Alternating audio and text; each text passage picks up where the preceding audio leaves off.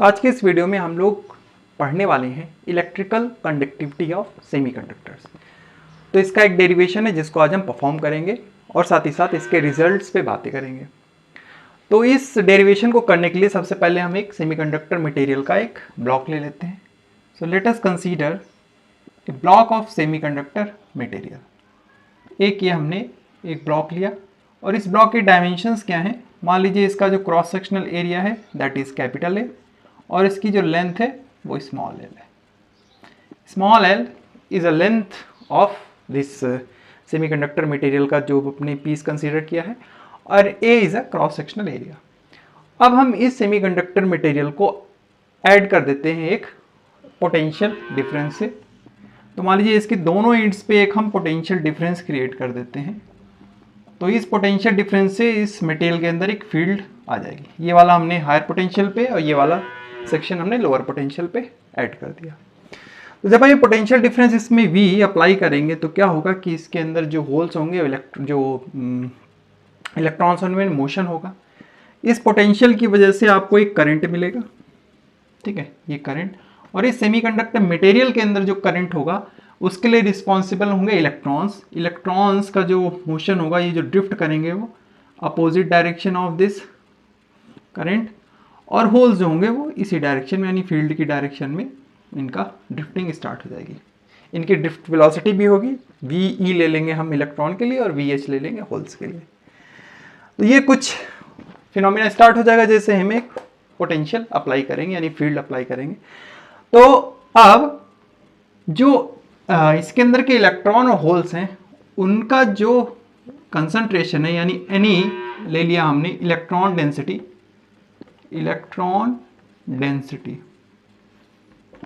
और NH जो हमने लिया वो क्या है, होल्स का डेंसिटी है, होल्स डेंसिटी।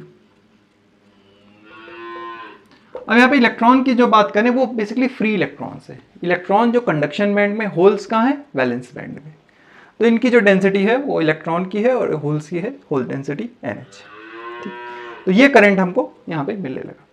तो ये जो करंट है, जो नेट करंट, अब देखिए इसमें दो करंट होंगे, मैंने जैसे बताया, एक तो इलेक्ट्रॉन का करंट IE, वो इलेक्ट्रॉन का जो करंट होगा, जो इलेक्ट्रॉन के ड्रिफ्टिंग की वजह से जो करंट होगा वो किन बातों पे डिपेंड करेगा, वो कुछ जो इस एक्सप्रेशन है वो बिल्कुल मेटल के एक्सप्रेशन के जैसा ही है। वो क्या है, that is E NE and A, E NE A, और साथ ही साथ जो उसकी वेलोसिटी है यानी ड्रिफ्ट वेलोसिटी VD। अगर इलेक्ट्रॉन ले रहे हैं तो हम यहाँ पे कंसीडर कर लेते हैं VE।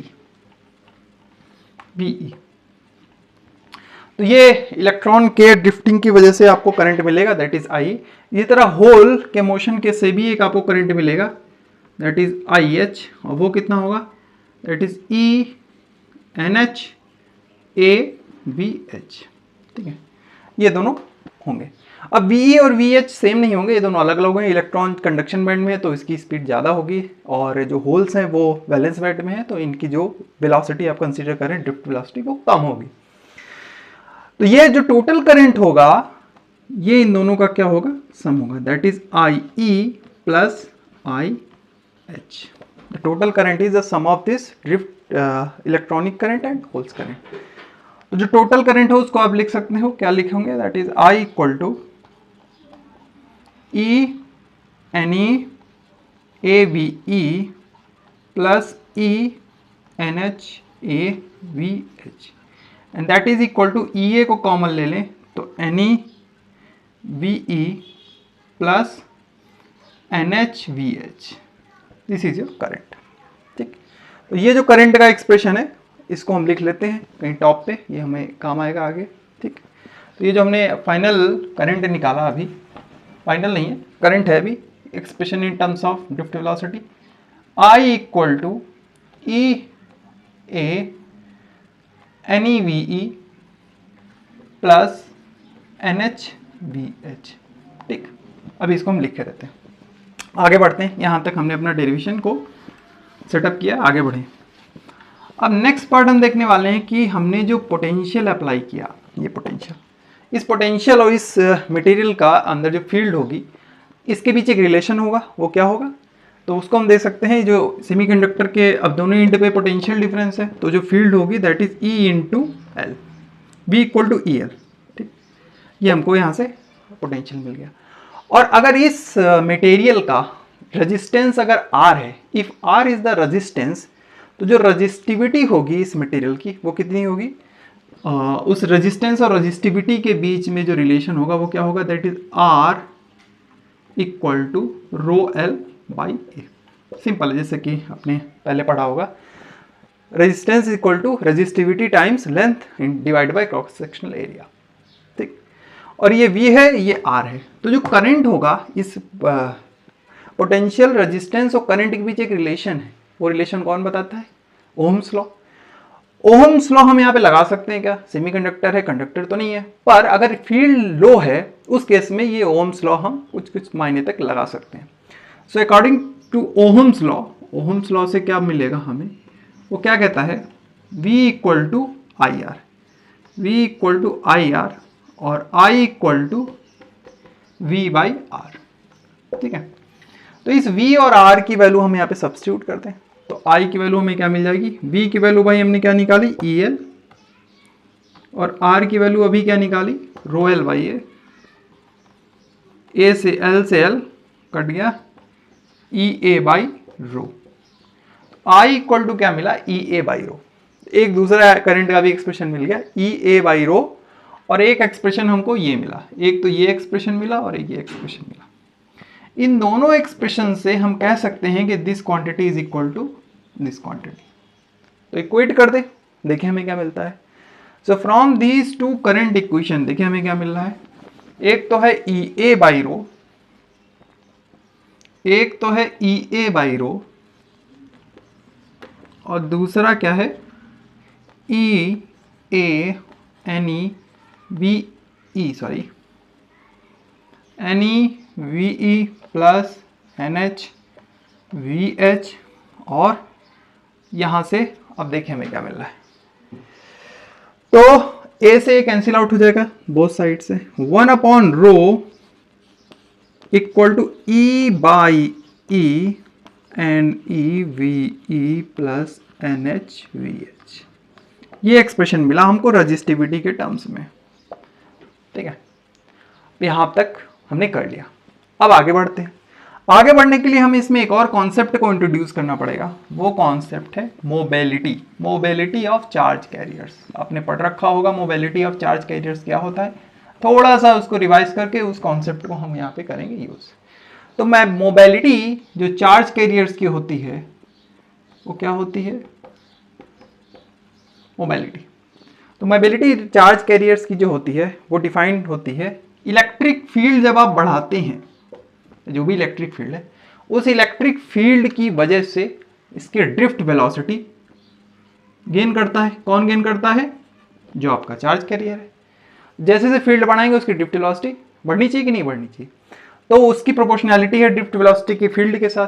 तो अगर ये प्रोपोर्शनैलिटी हटाएं so we can have a constant that is mu ई।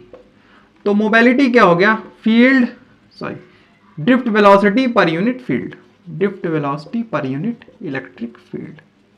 यानी जो charge carrier drift velocity acquire करेगा बाय ये unit electric field, that is defined by mobility. ठीक है, तो मोबिलिटी हमें यहां समझ में आ गई। तो मोबिलिटी यहां पे दो हैं, एक है इलेक्ट्रॉन की और एक है होल की। तो वो दोनों मोबिलिटी को हम कैसे डिफाइन कर सकते हैं, यानी we can define here mu E equal to क्या हो गया, mu E equal to V by capital E और mu H equal to V H by capital E. देखो भाई ध्यान से, वी ई यहाँ पे है, ई भी यहाँ पे है, वी एच यहाँ पे है, ई यहाँ पे है। ओके, देखिए ध्यान से देखिए, इसको आप लिख सकते हैं E N E V E by E plus N H V H by E. अब इन दोनों की यहां से हम सब्स्टिट्यूट कर दें अगर म्यू ई और म्यू एच, तो ये 1 बाई रो का हमारा एक्सप्रेशन क्या बनेगा, 1 by rho is equal to N E mu E N H mu H so this is 1/ρ equal to NE mu E plus NH mu H, और 1/ρ inverse of this resistivity is nothing but it's a conductivity. So conductivity of semiconductor material can be defined through this formula. इस equation से आप conductivity को define कर सकते हैं. तो वो बहुत सिंपल फॉर्म में आ गई. किसके फॉर्म में आ गई? तो वो electron density NE plus electron holes, और इनके साथ क्या जुड़ा हुआ है? Mobility of charge carriers, electron की और होल्स की. तो ये एक्सप्रेशन मिल गया हमें कंडक्टिविटी का. सेमीकंडक्टर मटेरियल की कंडक्टिविटी क्या हो, कैसे डिफाइन करेंगे. ओके अच्छा, एक बहुत ही इंपॉर्टेंट बात है इसमें कि भाई कंडक्टर की जब हम टेम्परेचर बढ़ाते हैं तो टेम्परेचर बढ़ाने से कंडक्टर की जो कंडक्टिविटी है वो डिक्रीज कर जाती है. चलिए बात करते हैं इस मुद्दे पे कि जब कंडक्टर में आप कंडक्टिविटी है टेम्परेचर बढ़ाते हैं, इन कंडक्टर जब आप टेम्परेचर बढ़ाते हैं इन कंडक्टर्स, जब आपने टेम्परेचर बढ़ाया तो आपको पता है कि कंडक्टिविटी क्या हो जाती है? कंडक्टिविटी डिक्रीज कर जाती है. टेम्परेचर बढ़ाने से कंडक्टिविटी डिक्रीज कर जाती है. ऐसा क्यों होता है? क्योंकि जब आप टेम्परेचर बढ़ाएंगे तो जो इलेक्ट्रॉन्स का जो कोलिजन्स की फ्रीक्वेंसी है वो बढ़ जाती है. उन कोलिजन्स की फ्रीक्वेंसी की बढ़ने की वजह से क्या होगा? उनका जो बेसिकली मोबिलिटी है वो डिक्रीज कर जाती है. यानी मोबिलिटी डिक्रीजेस तो उसकी कंडक्टिविटी डिक्रीज कर जाती है. पर सेमीकंडक्टर में एक बहुत बढ़िया बात होती है. सेमीकंडक्टर में क्या होता है कि इनकी कोलिजन फ्रीक्वेंसी बढ़ने से क्या होता है कि ये तो डिक्रीज करता है. यानी इन सेमीकंडक्टर्स एज वी इंक्रीज, ये इंपॉर्टेंट पॉइंट है, इसको जरा ध्यान से समझे. बहुत सारे कॉम्पिटिटिव एग्जाम से पूछा जाता है और ऑब्जेक्टिव और शॉर्ट क्वेश्चंस में ये क्वेश्चन अलग से भी पूछा जाता है कि भाई when we increase temperature, when we increase temperature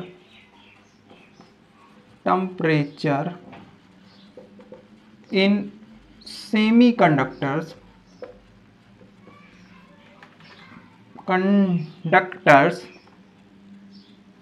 the conductivity increases. ठीक है, कंडक्टिविटी इंक्रीजेस. अब ऐसा होता क्यों है? ऐसा इसलिए होता है क्योंकि जैसे जैसे आप टेम्परेचर बढ़ाएंगे तो mu E and mu H ये तो भाई डिक्रीज करेंगे. पर होता है कि इनका जो बैंड गैप है जो सेमीकंडक्टर्स का वो कम होता है. तो उन बैंड गैप के कम होने की वजह से क्या होगा कि जो नंबर डेंसिटी है, इलेक्ट्रॉन की जो डेंसिटी है फ्री इलेक्ट्रॉन की कंडक्शन बैंड में, होल्स की जो है वैलेंस बैंड में. अब इलेक्ट्रॉन की डेंसिटी बढ़ जाएगी, जो इलेक्ट्रॉन एनर्जी गेन करके जम करके पहुंच जाए कंडक्शन बैंड में, वो अपनी जगह एक होल की वैकेंसी छोड़ेगा तो होल का मोशन स्टार्ट हो जाएगा वैलेंस बैंड में, इलेक्ट्रॉन का मोशन स्टार्ट हो जाएगा कंडक्शन बैंड में. तो इस तरह से उनकी जो कंसंट्रेशन है यानी जो उनकी डेंसिटी है वो इंक्रीज करेगी. उनकी डेंसिटी इंक्रीज करने से ये जो पैरामीटर है ये डोमिनेट करेगा किसको?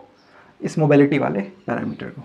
तो ये तो डिक्रीज करेगी पर इनकी नंबर डेंसिटी इंक्रीज करने से जो ओवरऑल इफेक्ट होगा उसकी वजह से क्या होगा? कंडक्टिविटी बढ़ जाएगी when we increase the temperature in semiconductor material. तो ये सारी बातें थी इस कंडक्टिविटी वाले टॉपिक से रिलेटेड. तो इस लेक्चर में इतना ही, मिलेंगे फिर अगले लेक्चर में इसी सीरीज़ में. अभी तो यही पढ़ रहे हैं सेमीकंडक्टर. तो फिर तब तक के लिए मिलते हैं. Thank you. पढ़ाई करते रहें. Bye bye. See you in next lecture.